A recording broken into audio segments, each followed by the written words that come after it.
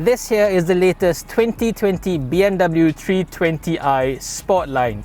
About a year after the debut of the G20 BMW here in Malaysia, BMW Malaysia has finally launched the entry-level version of the 3 Series for people to buy. So that begs two very important questions. How much does this car lose out compared to the more expensive cousin?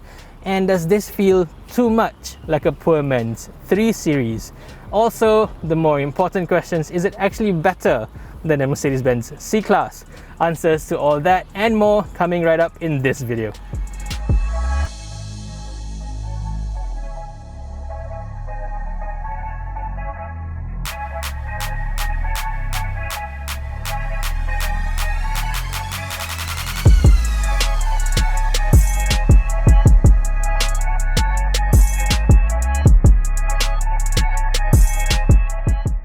As usual, we will start with prices first. This car goes for just under 250,000 ringgit, or about 241,000 with this year's SST exemptions. So that's about 10,000 ringgit less than a comparable Mercedes-Benz C200, but more crucially, it's almost 50,000 ringgit less than the BMW 330i M Sport. As for Audi, well, the Audi A4 facelift is not launched here in Malaysia just yet. And even then, the much smaller A3 sedan is already as expensive as this one. So yeah, there's that. But first, a quick disclosure. This here is an early model 320i, so it comes without AEB. But BMW Malaysia has finally added autonomous emergency braking as standard across the BMW 3 Series range. So the one you can buy right here today will come with that crucial safety tech. Now that's something you have to keep in mind when buying a used, pre-owned or even pre-registered versions of the 3 Series. Always insist on the car with AEB. You may be offered the car without AEB for a little bit less money, but trust me, the extra safety net is well worth the extra cash. I mean, the car should have never left the factory without AEB in the first place. Moving on to looks, of course, the biggest difference is the fact that this car wears the Sportline exterior package instead of M Sport on the 330i. The differences are clear to see. This car gets a distinctively softer, much more rounded, less aggressive front bumper compared to the M Sport, but thankfully the headlamps are the exact same LED adaptive units as the more expensive model. So overall, I don't think that this car looks like a cheaper version, lesser version. It just looks different, and that's a good thing. Moving on to the side, this car runs a different set of wheels but keeping the same 18-inch size as the M Sport model. But in fact, with the simpler design of these wheels, it actually looks even bigger than what's on the M Sport. However, having less spokes also means that you see more of the lame front brake calipers instead of the nice dark blue painted calipers on the M Sport model. And also the tyres are the same on both the front and the rear axle, so this car does not get the staggered setup on the M Sport. Around the back, this car has a much smaller diffuser area compared to the M Sport, even though the twin tailpipe setup has been left intact. Overall, I think this has a much cleaner, less busy look compared to the M Sport, and personally, this is the one that I prefer. That's obviously going to be a very unpopular opinion, but let me know what you think in the comment section below. One key feature this car has over its rivals is a fully automatic keyless entry system. It unlocks the car as soon as you walk towards it and locks it back up as soon as you walk away. Now, I know the Honda Civic has the exact same feature, but it's still something that its rivals currently do not have.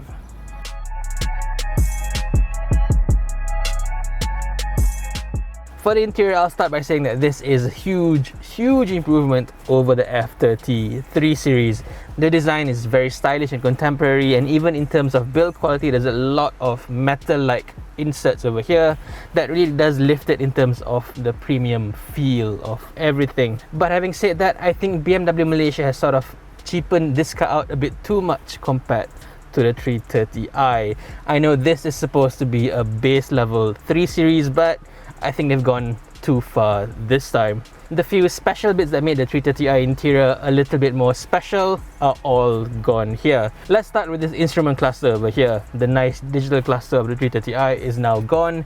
Here is a traditional analog dials with a tiny screen at the bottom that just feels so 10 years ago. And then the center screen over here is also smaller than what you get in the 330i. So while the center bezel is not changed, the screen in the middle is a lot smaller than what you expect it to be. There's this huge blank space on the side. Just looks and feels really cheap. And then there's the steering wheel. I don't mind that this is not an M Sport wheel, that is to be expected. This is a Sportline, not M Sport. But while the 330i had a nice center boss that is covered in leather, here is just plain plastic. And then there's the speakers. The 330i already had a mid-level hi-fi 10 speaker system and not a branded one you expect from a premium car. This one, however, brings it down even lower to a very bare basics 6 speaker system, and honestly it sounds pretty trashy. But before you think I'm just stepping all over this car on purpose, there are a lot of positive parts too. Number one, the seating position is just spot on. You sit very low down, the steering is nice, perfectly centered. It just gets you in the mood to drive every time you get into the car. But having said that, the manual adjustment for the steering wheel I think is a bit lame for a premium car, and the footwell is surprisingly narrow for a BMW. The pedals are weirdly offset to the right, and the footwell overall is quite narrow and quite tight. But thankfully there is still a footrest on the left, which you don't get in the Mercedes-Benz C-Class. And then, even though the screen is small, but the interface is excellent. It's the best in the business by far. This is a nice and slick touchscreen, very easy to use, nice within reach. And if you're driving, you don't want to be too distracted, you can still use the iDrive system. Very intuitive. And there's also a nice volume knob over there. The best of both worlds, the best in the business really. There's also a wireless charger over here for your smartphones, or if you prefer to go old school, there's a regular USB port down here and a USB-C port inside here. Speaking of smartphones, this car does come with Apple CarPlay, and not just CarPlay, it's wireless CarPlay, which to me is a huge step up over a regular wired connection, and this is the first in the class to get it. You know this is coming, there is a big catch. What you get with the car as standard is technically just a trial or a demo version of wireless CarPlay. After 3 to 6 months, it will shut off and you'll be required to pay 1,300 ringgit to continue using Apple CarPlay.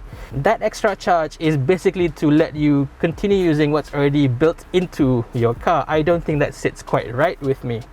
Yes, I know it is wireless, it is better than a regular wired connection, but then again, the Volkswagen Passat also has wireless CarPlay and you're not made to pay extra for that. On to build quality, this car is generally very good. Like I said, a huge step up over the F30 3 Series. All the materials here are nice and high quality, except for a few cheaper parts down here. But that is to be forgiven, this being an entry-level model after all. Specifically in terms of build quality, I think this is a match for the Mercedes-Benz C-Class. And even the seats are much better over here, they are more comfortable, and at least you get genuine Vanesca leather over here instead of the artificial Artico leather you get on the C-Class. Now onto the rear quarters, it is again very good, improving what was already excellent on the F30 BMW. Now, the legroom is great, there's so much legroom left for me, and headroom is not a problem either. But the star here is the base of the seat over here. It's so long, there's plenty of thigh support, which is crucial for longer journeys. This over here makes the C-Class's rear seats feel like a park bench. Another thing that is better than the C-Class is this over there, which is a dedicated set of controls for the rear seats that's missing on the base C-Class model. You also get a pair of USB-C charging ports for your rear passengers. But with the good comes the bad, of course. This piece over here, it's the worst, scratchiest part of plastic in the entire car. And unlike the C-Class, you don't get any sun blinds in the back here. Not for the side windows, not even for the rear windows. As for the boot, just like the 330i, this car does not get a powered tailgate, but at least there is still a fully hands-free opening feature. As for the boot itself, it's decent at 480 litres, slightly bigger than the Mercedes-Benz C-Class. And even the boot aperture is nice and wide for you to load in much bigger items. Also, F30 3 Series owners in Malaysia will be glad to know that there's finally split folding rear seats for this car here in Malaysia. With all that out of the way, now it's time to go drive this thing. Let's go.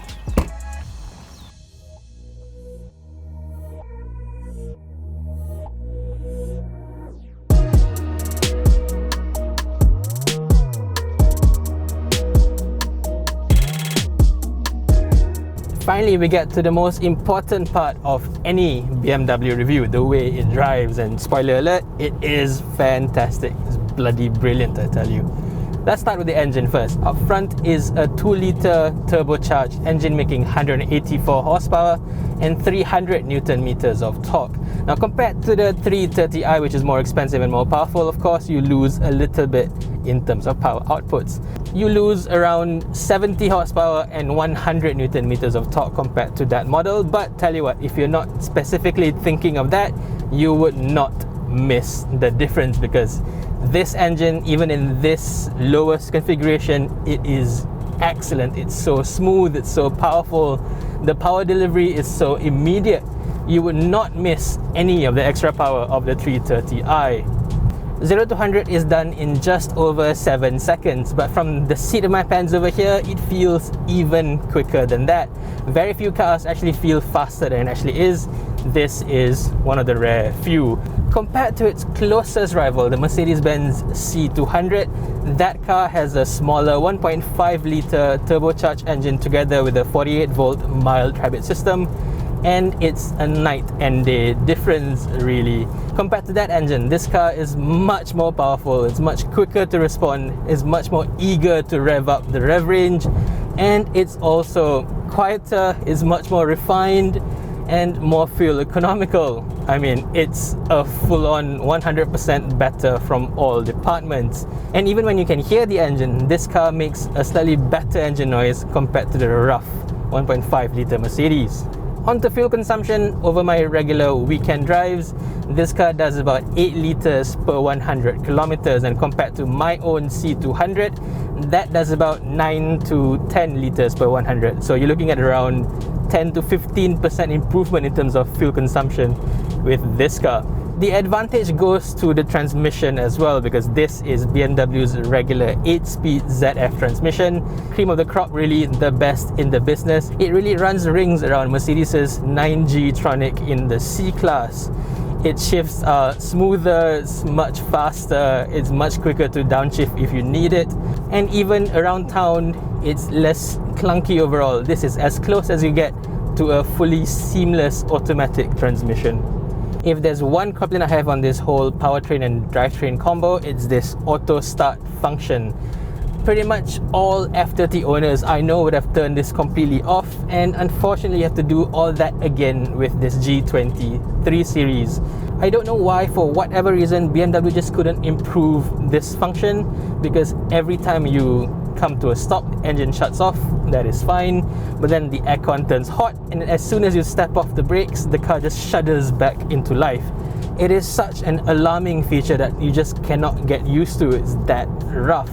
The comparable C200 is a lot smoother in this sense, but then again, that's not a fair comparison, because that car has a 48-volt mild hybrid system, and therefore it almost starts back up almost seamlessly. So yeah, it's not a fair comparison, but this by itself, this has to be turned off for sure, 100%. But that is a small complaint over what is predominantly a very, very good car.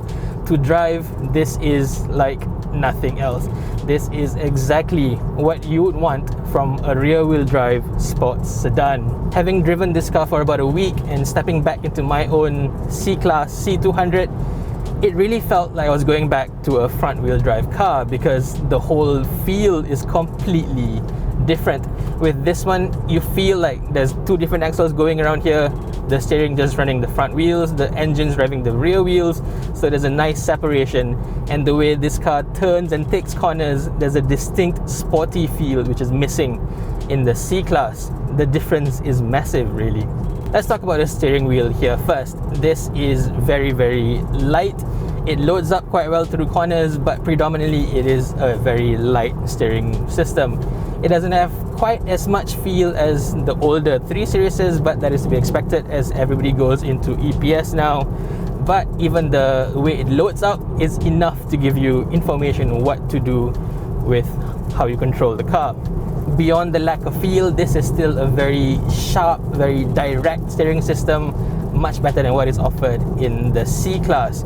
Now, specifically compared to the 330i, this does not get the fancier variable sport steering wheel of that car, but Again, tell you what, you will not miss it because this is already very, very good. One small issue I have with this car is the rather large turning circle. So going around tight parking lots or even trying to do a tight 3-point turn, you'll be making a much larger arc with this car compared to a comparable C-Class. But yeah, again, that's something you'll get used to very quickly. Another key difference to the 330i is the suspension system. Well, that car runs on the harder, stiffer M Sport suspension. This gets the basic suspension. But to me, this is the better option because the G20 330i has a rather overly stiff suspension in my opinion. It just goes a little bit too hard, too hardcore for a family-oriented sports sedan. It almost feels like one of those old school E46, E90 3 Series in the way it's just too stiff, it just jumps around all bumps. This has a much more balanced feel throughout.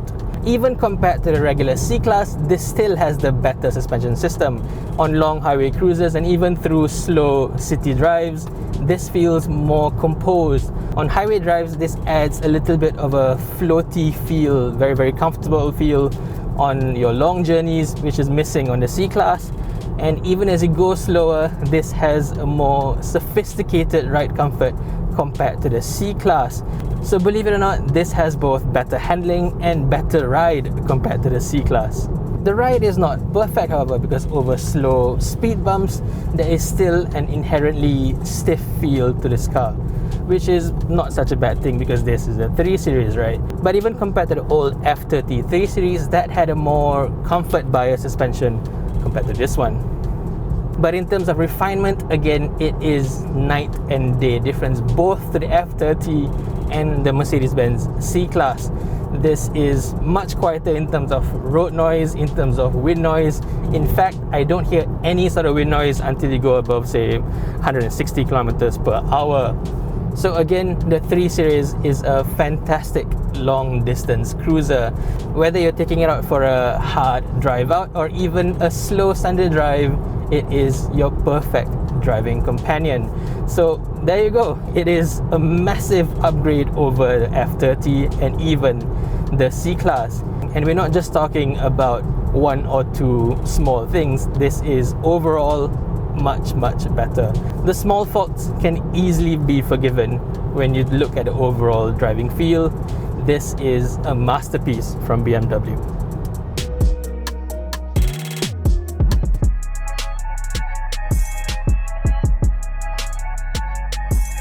So there you go, my full comprehensive review of the G20 BMW 320i Sport here in Malaysia. Answering my initial questions, is it too much of a downgrade compared to the 330i? Well, based on exterior looks and the way it drives, I think I would rather save that 45 grand and just go with this one. I think the 3 Series looks even better in sport trim, and to drive, this is just a complete joy. It's more than powerful enough to be a true BMW, and this car's softer suspensions is much more suited for Malaysian roads. It's just on the inside where this car feels a little bit too cheapened out compared to the 330i. That's something you have to consider and live with, I guess. But overall, I still think this is a fantastic buy, especially more so now that AEB is back as standard on the 3 Series, so we can definitely fully recommend it again. So next, is it better than the Mercedes-Benz C-Class? Well, of course, looks are subjective, but objectively, I think this has a better engine, better transmission, is more economical, and even better ride and handling compared to the C-Class. So there you go, this is definitely the better car. It's only on the inside where I think the C-Class still has a slight edge in terms of looking and feeling more like a premium car. I guess it's just the way of life really. When the W205 C-Class came out about 5 years ago, it ran rings around the 3 Series. It really put that car to shame. And now this latest G20 is doing the exact same thing to the C-Class. But let's not pull anything away from what a massive achievement that this car is. It is every bit as good as the hype says. So what do you think of the 3 Series and my review? Let me know in the comment section below. Thank you for watching and stay safe.